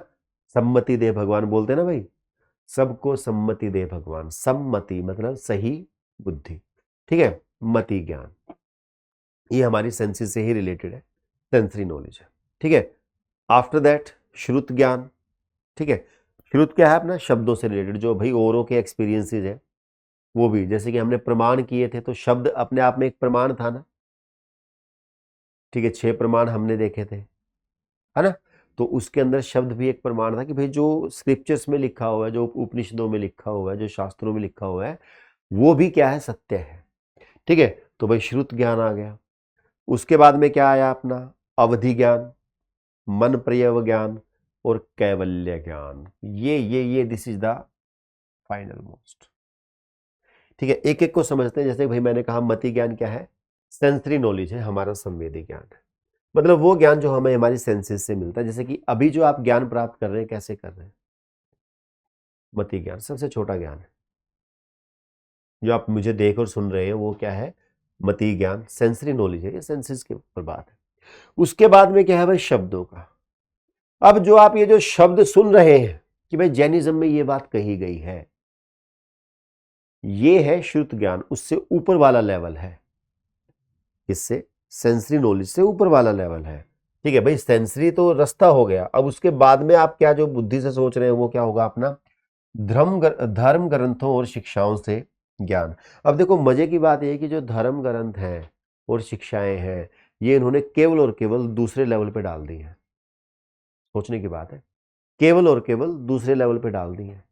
क्यों? क्योंकि अगर कुछ और होता जो इंडिविजुअलिज्म में विश्वास नहीं रखता, वो क्या कहता है ना भाई, जो धर्म ग्रंथ है ना वो सबसे ऊपर है, वो अल्टीमेट ज्ञान है, बात खत्म। आप क्या हो? आप तो कुछ भी नहीं हो, जो इसमें लिखा है वो सही है। नहीं, ये बात करेगा कि जो धर्म ग्रंथ है वो तो सबसे नीचे है, क्योंकि भाई सेंसेस के बिना तो धर्म ग्रंथ का भी नहीं पता चलेगा, वो तो सबसे नीचे है। अब उसके बाद में आपकी जर्नी शुरू होती है। ये तो किसी और ने कर लिया, आप क्या करोगे? आप कैसे करेंगे? आप करेंगे कुछ ऐसे। ठीक है, अब यहां से शुरू होते हैं जी आप। अवधि ज्ञान। अवधि ज्ञान क्या? दिव्य दृष्टि जो आपकी अपनी होगी। दिव्य दृष्टि प्राप्त करना मतलब दैविक दृष्टि प्राप्त करना, है ना। एक तो भाई ये हमारी दृष्टि है, एक होती है दैविक दृष्टि, दिव्य दृष्टि, अवधि ज्ञान जिसको कहा जाता है। उसके बाद में आ जाता है, ये कहते हैं कि भाई एक तो होता है कि अपने आप को देख पाना, अपने आप को समझ पाना। उससे भी बड़ा एक लेवल जो आ जाएगा, सेकंड लास्ट जो लेवल होगा, वो होगा जब हम दूर बैठे और औरों की चीजों को समझना शुरू कर दें या देखना शुरू कर दें। ठीक है, उसको कहा है क्या? मन पर्यव ज्ञान। नाम से ही आपको दिख रहा होगा, मन पर्यव, है ना। टेलीपैथिक नॉलेज, टेलीपैथिक, टेलीपैथिक, दूर संवेदी ज्ञान, दूर संवेदी ज्ञान, है ना। जैसे कि कहा जाता है कि भाई महाभारत में संजय जो है वो टेलीपैथिक नॉलेज से देख पा रहा है ना, जब गीता का जो ज्ञान दिया, ठीक है, वो इस नॉलेज से देख पा रहा था कि भाई वो बैठ के और देख रहा था कि वहां पर क्या चल रहा है, सुन पा रहा। ठीक है, वो ज्ञान। And the last one is कैवल्य। कैवल्य मतलब जो भाई फाइनल है, अटमोस्ट है, सर्वज्ञ ज्ञान, जो सर्वज्ञ जान जाता है, सर्वज्ञ, सब कुछ जानने वाला, ओमनी प्रेजेंट या ओमनिशियंट नॉलेज जो होती है ना, सब कुछ, है ना। मैंने जैसे मैं बार बार शब्द यूज करता हूँ ना, परम ब्रह्म, है ना। तो वो जो ज्ञान होता है उसको क्या बोलेंगे? ओमनिशियंट नॉलेज या सर्वज्ञ ज्ञान या कैवल्य। ये शब्द है। Kaivalya is related to Jainism, not Buddhism. ठीक है, तो इस तरीके से आपको समझना है। ठीक है, याद रह जाएंगे? नहीं रहेंगे? हो जाएंगे। सबसे पहले क्या? मति ज्ञान, जो कि हमारी सेंसरी नॉलेज। ठीक है, मति के बाद क्या आएगा? मति के बाद में जो शब्द से रिलेटेड है, जो धर्म ग्रंथों में लिखा है, मतलब श्रुत ज्ञान, शब्द सुनना, शब्द से रिलेट कर लेना, श्रुत ज्ञान हो जाएगा। उसके बाद में आ जाएगी अपनी दिव्य दृष्टि, अवधि ज्ञान। ठीक है, दिव्य दृष्टि के बाद में क्या आ जाएगा? टेलीपैथी कर्म, है ना। मन पर्यव ज्ञान, मन पर्यव ज्ञान। एंड लास्ट वन इज कैवल्य।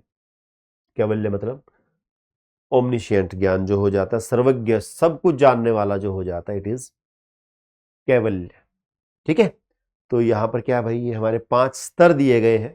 किसके? अरे इसके ऊपर देखो प्रश्न बनना है, देखते हैं भाई। जैन ज्ञान मीमांसा ज्ञान के 5 स्तरीय पदानुक्रम पर विचार करती है। हमें पता है भाई करती है, अभी देखा हमने। निम्नलिखित में से किस क्रम में ज्ञान के विभिन्न स्तर सही ढंग से प्रस्तुत किए? अरे क्रम पूछ रहा है, हमारे लिए तो बड़ा आसान है, हमें तो पता है। देखो, मन है, मति है, श्रुति है, नहीं, मन प्रिय गलत आ गया भाई, अवधि आना चाहिए था पहले, अवधि से पहले होना चाहिए था ना, फिर मन प्रिय है। चलो जी, देखो श्रुति पहले नहीं आ सकता, मति पहले आएगा, फिर श्रुति, फिर अवधि, फिर मन, मन प्रिय, और फिर कैवल्य। ये बात बिल्कुल सही है, answer will be option number C. हाँ या ना? किसी को कोई दिक्कत भाई, समस्या बताओ अगर है तो। कितना इजी हो जाता है ना क्वेश्चन, जब हमें एक चीज आती है उसके बाद प्रश्न क्या लगता है? उसके बाद तो लगता है कुछ भी नहीं है, ये कोई क्वेश्चन हुआ? नहीं ना। अगर हमें आता है तो, और यही प्रश्न यदि आपने ये चीजें करने से पहले, आपसे अगर 15 मिनट पहले आपने यही प्रश्न देखा होता तो कहते हैं अरे ये कैसे कैसे प्रश्न पूछ रहे, बड़े भयंकर प्रश्न पूछ रहे भाई, बताओ क्या भयंकर है इसमें? अगर आता है तो कुछ भी नहीं है। ठीक है, चलते हैं भाई आगे। कौन सा कथन जैन दर्शन का सबसे अच्छा वर्णन करता है? ठीक है, दिसंबर 18 में आया हुआ है कि भाई जैन दर्शन का वर्णन करेगा। ठीक है, reality is divide of plurality, वास्तविकता विविधता से अधिक रहित है। मतलब वास्तविकता में विविधता नहीं हो सकती है तो कहते हैं अनेकांतवाद की बात करते हैं। तो ये तो भाई जैनिज्म की बात नहीं है, पक्के तौर पे नहीं है। ठीक है जी, पक्की बात है। आगे चलते हैं। Reality is characterised by manyness. वास्तविकता बहुलता से परिपूर्ण है। बिल्कुल भाई, बहुलता की बात करते हैं, सबके अलग अलग विचार होते हैं। इंडिविजुअलिटी यही तो कहती है, इंडिविजुअलिज्म यही तो कहती है भाई आपका विचार मेरे से भिन्न हो सकता है। मैं कैसे कह दूं कि आप गलत और मैं सही, ये कोई तरीका थोड़ी। This is individualism. इससे ज्यादा इंडिविजुअलिज्म आपको कहीं नहीं मिलेगी, ये पक्की बात है। आगे चलते हैं। बाहरी दुनिया परम चेतना की रचना है। क्या ऐसा कहते हैं कि भाई ये परम चेतना की रचना है? नहीं, ऐसा कहीं नहीं, हमने तो नहीं पढ़ा अभी तक। परम चेतना मतलब भाई भगवान की रचना है या किसी सुपर पावर की रचना है, ऐसा कहा गया है? नहीं, ये तो वैसे भी नास्तिक है। ठीक है, तो गलत हो गया। देखो चीजों को समझो। ठीक है, दुनिया वास्तविक है और निर्वाण भी वास्तविक है। The world is real and निर्वाण इज ऑल्सो रियल।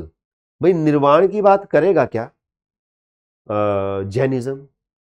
एक बार मुझे बताएंगे, क्या जैनिज्म निर्वाण की बात करेगा? निर्वाण की बात तो बुद्धिज्म करेगा। नहीं मानते, गलत हो गया। ठीक है, अब जितना कर लिया उसके हिसाब से देखते। देखो एक इसमें आ गया, ये ऑप्शन गलत हो गया। 3 आ गया, ये भी गलत हो गया। 3 आ गया, ये भी गलत हो गया। बचा केवल डी। हाँ या ना? यही आंसर होना चाहिए। देखो कैसे हम प्रश्न को कर सकते हैं, है ना?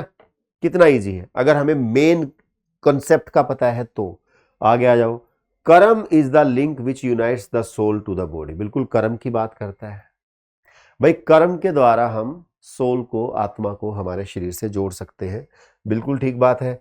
पदार्थ और आत्मा अलग अलग और स्वतंत्र वास्तविकताएं हैं। बिल्कुल, पदार्थ एक अलग चीज है, आत्मा एक अलग चीज है। जैसे कि मैं कहता हूं कि भाई आत्मा जो है, जैसे मैं हूं, अब मैं इस शरीर में हूं, अगले, अकॉर्डिंग टू जैनिज्म, अगले जन्म में मैं शरीर बदल जाए, मैं वही रहूंगा, आत्मा नहीं बदलेगी, शरीर बदल जाएगा। अब क्योंकि आत्मा, अब वही बात है कि फिर आपको याद रहेगा नहीं, नहीं मेरे बुद्धि भी तो अलग हो जाएगी ना, मेरा ब्रेन भी अलग होगा, मेरे एक्सपीरियंसेस अलग होंगे, तो मुझे कैसे याद रहेगा बताओ? फिर सोचने की बात है ये। भाई केवल मैं ही, भाई मैं हूं क्या? पॉइंट को समझो। मैं जो भी हूं वो मेरी यादें ही तो है, जो मेरी मेमोरी है वही तो मैं हूं। अगर कोई पर्सन हो, उसका भाई एक्सीडेंट हो जाए या कुछ ऐसी बात हो जाए और उसकी मेमोरी चली जाए, सोचना, तो क्या आपको लगता है वो अपना नाम बता पाएगा, अपने रिश्तेदारों को पहचान पाएगा? ऐसा है? नहीं। क्या वो वही आदमी रहेगा जो पहले था? नहीं रहेगा। या रहेगा? नहीं ना। तो सीधी सी बात है, जब एक नए शरीर में जाते हैं तो एक नई बुद्धि भी तो आती है, एक नया दिमाग भी तो आता है। वो तो कम से कम जो उसको भूला है वो तो, दिमाग तो वही है, भूला ही है बस। वो तो बिल्कुल ही सब कुछ नया आ गया। तो हम ये कैसे कह सकते हैं कि भाई उसको सब कुछ याद भी हो? नहीं होगा ना। आत्मा अलग चीज है, दिमाग एक अलग चीज है, दिमाग एक अलग चीज है। दिमाग मर सकता है, आत्मा नहीं मर सकती, है ना? समझ सकते हो? हाँ, क्योंकि दिमाग जो है वो एक शरीर का पार्ट है, आत्मा का नहीं है। ठीक है, तो चलते भाई। पदार्थ और आत्मा अलग अलग और स्वतंत्र वास्तविकताएं हैं। बिल्कुल भाई, आत्मा भी वास्तविकता है और पदार्थ भी वास्तविकता है। तो भाई दूसरा, पांचवा और छठा आंसर क्या बनेगा? ऑप्शन नंबर डी यहां पर हमारा होगा एकदम सही। ठीक है, किसी को कोई दिक्कत भाई क्वेश्चन में? ठीक है, अब देखिए भाई यहां तक जो हमने प्रश्न किए ना, मुझे लग रहा था कि भाई टाइम हमारा ठीक ठाक हो जाएगा। ठीक है, पर कोई बात नहीं, हमारे पास अभी काफ़ी कुछ क्वेश्चंस हैं, समझेंगे और चीज़ों को भी। ठीक है, तो यहाँ तक अब हमने प्रश्न किए जैनिज्म से रिलेटेड। ठीक है, अभी कुछ प्रश्न जो आए हैं वो आए हैं इस्लाम से रिलेटेड भी आए हैं। कुछ प्रश्न ऐसे हैं जो कॉमन सेंस के भी हैं, जो कॉमन है। ठीक है, भाई बुद्धिज्म के, जैनिज्म के, है ना, सांख्य के, जो कॉमन क्वेश्चन है वो भी हैं। तो चलिए अब फटाफट से उन प्रश्नों को देख लेते हैं, कर लेते हैं, समझ के करेंगे, कोशिश करते हैं। ठीक है, चलिए भाई बात करते हैं, मिसलेनियस क्वेश्चंस करते हैं जो कि आपकी इस यूनिट के इसी टॉपिक में से आए। भाई मैंने जो है ना बड़ा परिश्रम किया है इसके लिए। क्या किया है? पहली बात तो मेरे पास सारे क्वेश्चंस होने चाहिए, और क्वेश्चंस को फिर मैंने सॉर्ट आउट किया है, छांटा है कि भाई ये देखिए ये क्वेश्चन जो है इस ईयर में आया है, जैनिज्म से, ये क्वेश्चन आया है सांख्य से, ये क्वेश्चन आया है योग से, ये क्वेश्चन आया है बुद्धि, है ना, समझ रहे हैं ना, तभी तो है ये चीजें। ठीक है, तो मैंने ये पाया कि भाई ये जो टॉपिक है ना, इसी टॉपिक से रिलेटेड जो दिए हुए हैं हमारी 6 जो फिलोसफीज दी हैं, उनसे अलग भी चीजें जो है वो दी गई हैं। ठीक है, तो उसको भी एक बार डिस्कस कर लेते हैं। ठीक है, तो चलिए भाई बात करते हैं मिसलेनियस क्वेश्चंस की, और इनमें सबसे पहला प्रश्न है आपके सामने ये। ठीक है, निम्नलिखित का आलोचनात्मक मूल्यांकन करें। कब आया है? 2012 में आया है। सभी मुस्लिम महिलाओं को स्कूल जाना चाहिए, एक अभिकथन है। ठीक है भाई, सभी मुस्लिम महिलाओं को स्कूल जाना चाहिए, नहीं जाना चाहिए? जाना चाहिए, इसमें क्या गलत बात है? बिल्कुल जाना चाहिए, जाना चाहिए ना। हाँ, तो जाना चाहिए। ठीक है, मुस्लिम दर्शन सभी पुरुषों या महिलाओं की समानता पर जोर देता है। क्या लगता है आपको? क्या लगता है? अगर जोर देता तो भाई किसने रोका है भेजने से? आपको क्या लगता है? आपको क्या लगता है कि भाई अफगानिस्तान में अगर लड़कियां स्कूल में नहीं जाती हैं, या पाकिस्तान में मलाला को स्कूल जाने के लिए कोई गोली मार देता है, तो क्या उसको क्रिश्चियन रोक रहे हैं? क्या उसको हिंदू रोक रहे हैं? सोचने की बात है। क्या उसको यहूदी रोक रहे हैं? नहीं। इस्लाम में ये नहीं कहा गया है, ठीक है, कि समानता पर जोर दे। भाई इस्लाम दर्शन सभी पुरुषों या महिलाओं की समानता पर जोर नहीं देता है, यही तो कारण है।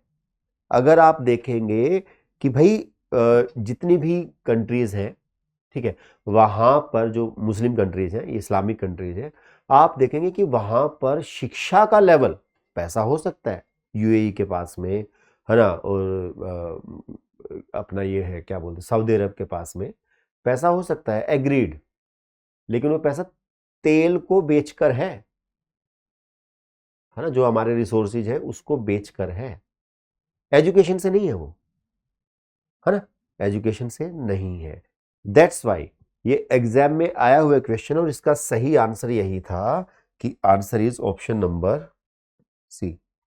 स्टेटमेंट ए जो है वो तो ट्रू है, ये तो बात सही है कि जाना चाहिए, इसमें कोई गलत बात है ही नहीं, जाना चाहिए। लेकिन ये बात गलत है कि मुस्लिम दर्शन सभी पुरुषों या महिलाओं की समानता पर जोर देता है, नहीं देता, ये बात गलत है। ठीक है, और अगर कोई इस बात को कहता है तो फिर उसने मुस्लिम दर्शन को पढ़ा ही नहीं। ठीक है, तो भाई आंसर क्या रहेगा? आंसर इसका ऑप्शन नंबर सी है यहां पे, राइट। ठीक है, डन। क्योंकि देखिए दर्शन अलग अलग है, हम एक दर्शन को पढ़ के ये नहीं कह सकते कि हाँ इसमें भी यही है, नहीं। आप पढ़ेंगे तो आप जानेंगे कि भाई नहीं है, समानता की बात नहीं करता। ठीक है, चलिए, करनी चाहिए अलग चीज है, करता है या नहीं करता है वो एक अलग चीज है। आगे चलते हैं। चलिए, कौन से दर्शन शास्त्र में कक्षाओं में मॉनिटोरियल प्रणाली विकसित की? अब यहां पे मैं आपको एक बढ़िया बात बता रहा हूं, ये सेम क्वेश्चन, बिल्कुल सेम क्वेश्चन DSSB PRT में भी आया हुआ है, सेम क्वेश्चन। ठीक है, मॉनिटोरियल प्रणाली के ऊपर। ठीक है, और आंसर क्या है? अभी पहले तो ये समझ लो भाई मॉनिटोरियल प्रणाली क्या होती है। मॉनिटर क्या होता है? कंप्यूटर का मॉनिटर नहीं, ठीक है, क्लास मॉनिटर की बात होती है ना। क्लास में हम क्या करते हैं कि एक किसी जो बच्चा जो होता है, जिस थोड़ा सा जो हमें थोड़ा सा मैच्योर लगता है, ठीक है, उसको हम क्या बना देते हैं? मॉनिटर बना देते हैं कि भाई तेरा काम है मेरे एब्सेंस में, या भाई तेरा काम है मुझे असिस्ट करना। अब उसी असिस्टेंस के चक्कर में हम क्या करते हैं, कई बार उसको बोल देते हैं कि भाई चलो क्लास को चुप करवाओ, है ना, लाइन बनवाओ, है ना, सबकी कॉपियां लेके आओ, है ना, उनको ये भी करो, मतलब एक एज एन असिस्टेंट हम मॉनिटर का प्रयोग करते हैं। ठीक है, या हम कहेंगे अपने एक क्या कहेंगे उसमें प्रयोग करते हैं अल्टरनेट के रूप में, है ना, कि भाई अगर मैं नहीं होऊंगा, भाई मैं बाहर जा रहा हूं एक बार थोड़ा सा, ठीक है, क्लास से 10 मिनट के लिए, सारी क्लास को चुप रखना, काम दे दिया है, ये करवा देना, आवाज नहीं आनी चाहिए। मॉनिटर का यही तो काम है ना। तो मॉनिटोरियल प्रणाली क्या कहती है? मॉनिटोरियल प्रणाली ये कहती है कि भाई मान के चलो कि एक बच्चा है 10वीं कक्षा में, मान के चलते हैं, ठीक है, हम उसकी ड्यूटी लगा देंगे, भाई तुझे 8वीं क्लास के या 7वीं क्लास के बच्चों को ये चीज बतानी। ये कब होता है? ये तब होता है जब संख्या ज्यादा होती है। भाई संख्या ज्यादा हो, टीचर कम हो।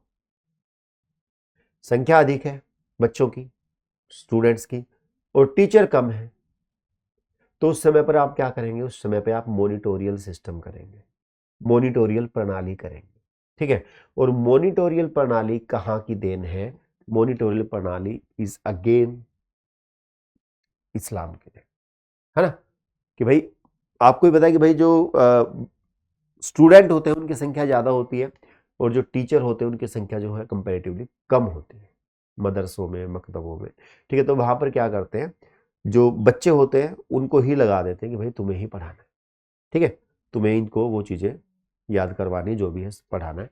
ठीक है, तो वो क्या है? आंसर इस्लाम। अगेन याद दिला रहा हूँ, ये DT+B PRT में एज इट इज क्वेश्चन आया है, और यही क्वेश्चन देखो 2015 में भी बना है। Monitorial system of class administration was practised by. कक्षा प्रशासन की मॉनिटोरियल प्रणाली का अभ्यास किसने किया? किसने किया?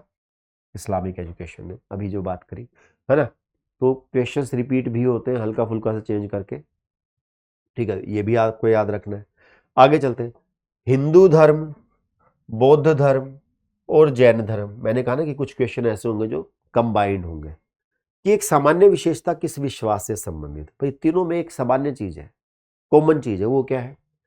The unreality of the world, संसार की अवास्तविकता। अभी हमने पढ़ा कि संसार भी वास्तविक है भाई, वास्तविक है, ऐसी बात नहीं है। ठीक है, तो ये तो गलत हो गया। वो बात बताने जो तीनों मानते हो। द एग्जिस्टेंस ऑफ गॉड, भाई हिंदू धर्म में है, बौद्ध में और जैन में तो नहीं है एग्जिस्टेंस ऑफ गॉड, नास्तिक है। ठीक है, तो भाई ये क्या हो गया? गलत। ठीक है, द सोल, आत्मा, आत्मा की बात सभी करेंगे। मैं कहूंगा कि हिंदू धर्म में जिसके अंतर्गत हमने पढ़ा भाई, ठीक है, सांख्य को पढ़ा, योग को पढ़ा, ठीक है, वेदांत को पढ़ा, यही हिंदू धर्म है भाई। ठीक है, तो जो 6 क्लासिकल जो हमारे वो है वही तो है। ठीक है, तो इसके अंतर्गत जो है हम ये नहीं कहते कि भाई आत्मा जो है वो इटरनल है। हम कई बार परमात्मा को भी तो आत्मा बोलते हैं, है ना। जो बात करते हैं अद्वैतवाद की, अद्वैतवाद की मतलब क्या? कि भाई दो है ही नहीं, एक ही तो है। अद्वैतवाद क्या है? सांख्य तो द्वैतवाद है, अद्वैतवाद क्या है? वो यही कहता है कि दो है ही नहीं, एक ही तो है, हम ही तो है, उसी का तो अंश है। ठीक है, तो ये क्या आएगा? नहीं, ये नहीं मानते। हाँ, कर्म और रीबर्थ ये तीनों में कॉमन है। हिंदू धर्म भी मानता है, बौद्ध भी मानता है, और जैन धर्म भी मानता है। कर्म और पुनर्जन्म में विश्वास है तीनों का, कि भाई पहली बात तो जैसा हम कर्म करेंगे हमें वैसा ही फल मिलेगा, ये। और दूसरी बात पुनर्जन्म, कि भाई पुनर्जन्म होता है। आत्मा क्योंकि अनश्वर है, उसको खत्म किया ही नहीं जा सकता। ठीक है, तो वो दोबारा दोबारा जो है जन्म लेती रहती है, चक्र में रहती है। ठीक है, हाँ, हम अगर कर्म सही करें तो हमें मोक्ष की प्राप्ति हो सकती है, ये भी बात तीनों मानते हैं। तो आंसर क्या बनेगा? Option number D. ठीक है, 2013 में आ चुका है। आगे चलते हैं। असंगत विकल्प का चयन करें, मतलब वो बताएं जो इन तीनों से अलग है। ठीक है, एक है चीज बुद्धि, अंतःकरण, चित्त, मनस। मनस को आप मन ही समझे। ठीक है, अब मैं कहूंगा कि यहां पर जो इनसे अलग है ना, वो चीज पता है क्या? वो चीज है अंतःकरण। अंतःकरण का मतलब क्या है? कि जो भी हमारे अंदर है, अंतःकरण। मेरे अंतःकरण में मेरी बुद्धि भी है, मेरा चित्त भी है, और मेरा मन भी। समझ रहा? ये अंतःकरण के अंदर चीजें हैं, ये अंतःकरण के पार्ट हैं। अंतःकरण एक वाइडर टर्म है, समझ रहा हूं। उसके जो पार्ट है वो क्या है भाई? बुद्धि उसका पार्ट है, चित्त उसका पार्ट है, मनस भी उसका पार्ट है। तो अगेन मैं कहूंगा कि अगर असंगत ओड ओड वन आउट को अगर हमें करना हो तो आंसर क्या रहेगा? अंतःकरण। ठीक है, क्योंकि अंतःकरण जो है एक ब्रॉडर टर्म है, और ये क्या है? उसके सारे पार्ट है। ठीक है, डन हो गया। आगे चलते हैं भाई। चलिए, कौन सा सही है, करेक्ट बताना है।